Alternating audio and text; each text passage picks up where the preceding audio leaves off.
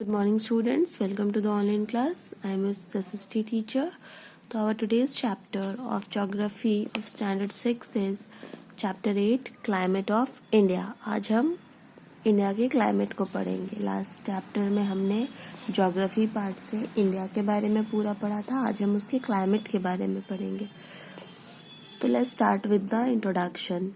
When we say a particular place is hot or cold or sunny, we are actually talking about the weather of the place. Climate is the average weather or the pattern of weather condition over a period of time. The climate of a country plays a major role in shaping the lives of its people. It determines the crops they grow, the clothes they wear, their festival and even lifestyle. The climate of a place is determined mainly by its latitude, altitude, position with respect to mountains, distance from the sea, and by winds. So let us see what role all these factors play in determining the climate of India as a whole and climatic variation found in different parts of the country. देखिए, हम अगर किसी particular place के बारे में बात करते हैं कि आज गर्म है, आज ठंडा है वहाँ, या आज सनी डे है, तो हम एक्चुअली उस प्लेस के वेदर के बारे में बात करते हैं. और जो क्लाइमेट है ये एक एवरेज वेदर का पैटर्न है जो बहुत लंबे टाइम के लिए एक प्लेस पे होता है. तो ये जो क्लाइमेट है ये बहुत इम्पोर्टेंट रोल प्ले करता है वहाँ के लोगों के लिए जहाँ पे जैसा क्लाइमेट है. तो ये बहुत चीज़ें डिटरमाइन करता है. पहले तो कि उस क्लाइमेट के हिसाब से वो कैसा क्रॉप्स को ग्रो करेंगे, कौन से कपड़े पहनेंगे, क्या कौन सा फेस्टिवल मनाएंगे, इवन उनका लाइफस्टाइल कैसा होगा.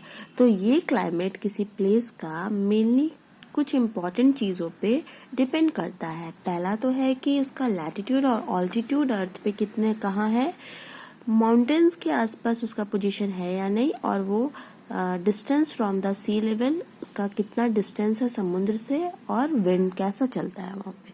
तो ये सारे फैक्टर्स हैं जो डिटरमाइन करते हैं इंडिया का क्लाइमेट. तो हम climate in India one by one detail में देखते हैं ये सारे फैक्टर्स को. तो पहला है The climate of India varies from place to place. The coastal area along with the Western Ghat are wet because of the rain-bearing wind. On the other hand, Rajasthan remains dry because the Aravalli mountains are not high enough to check the rain-bearing wind, hence the Thar Desert. Interior and central part of India experience extreme form of climate on the hot summer day. The temperature in Jodhpur in the Thar Desert may shoot up to 55 degrees Celsius, while Ladakh at high altitude had mid-winter temperature of minus 45 degrees Celsius. Daily temperature may also vary greatly in some places, while day temperature may be very high in Thar Desert and it may drop down to below 0 degree at night. देखिए, अगर हम coastal planes की बात करें western घाट में, तो वहाँ पे हमेशा बारिश होते रहता है क्योंकि आसपास बहुत सारे जंगल हैं और रेन बियरिंग विंड भी वहाँ पे बहते हैं. लेकिन राजस्थान उसके अपोजिट बहुत ज़्यादा वहाँ पे ड्राई होता है क्योंकि अरावली माउंटेन्स इतना ऊंचा नहीं है कि वो रेन बियरिंग विंड को चेक कर सके. तो इसलिए आप देखेंगे कि थार डेजर्ट में, जोधपुर में आप देखेंगे कि टेम्परेचर कभी कभी गर्मी के दिनों में 55 डिग्री सेल्सियस चला जाता है, इतनी गर्मी हो जाती है. और लद्दाख में वही, क्योंकि वो बहुत ज़्यादा ऊंचाई पे है सी लेवल से, तो वो माइनस 45 डिग्री सेल्सियस चला जाता है. तो डेली टेम्परेचर तो वैरी करते रहता है. अब डे का टेम्परेचर बहुत ज़्यादा हाई होता है थार डेजर्ट में, लेकिन रात को गिर के टेम्परेचर 0 डिग्री भी आ जाता है. और मेटेरोलॉजिस्ट एक ऐसे पर्सन होते हैं जो वेदर का स्टडी करते हैं.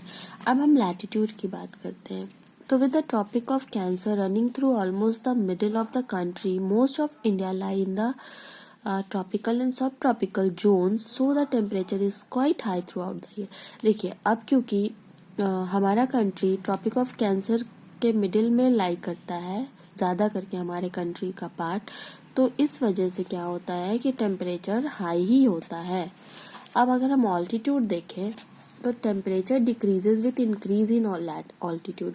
अब हम जितना ऊपर जाएंगे हमें उतना टेम्परेचर कम होते जाएगा। इसलिए आप देखते हैं कि माउंटेन प्लेसेस ज़्यादा ठंड होता है प्लेन्स के हिसाब से।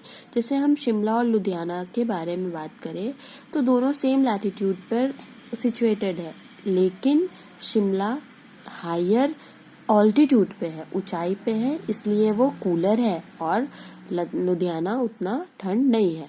तो northern belt of mountain has cold climate. जो नॉर्दर्न बेल्ट है माउंटेन का वहाँ कोल्ड क्लाइमेट होता है पूरे साल, क्योंकि हाई ऑल्टीट्यूड है। अब हम नीलगिरी की बात करें साउथ में तो ऊटी एक हिल स्टेशन है इंडिया में और माउंट आबू राजस्थान में है। तो ये दोनों हिल स्टेशन हमेशा थ्रू आउट ठंडे होते हैं, बिकॉज ये हॉट रीजन में जरूर सिचुएटेड है लेकिन इक्वेटर के काफी पास में है, तो बारिश होते रहती है। अब नेक्स्ट बात करते हैं हिमालयाज की, यानी माउंटेन्स की। तो ये हम हमारे नेक्स्ट क्लास में डिस्कस करेंगे। और भी बहुत सारी चीज़ें हैं, जो सारे फैक्टर्स हैं उसको हम हमारे नेक्स्ट क्लास में डिस्कस करेंगे। Thank you student.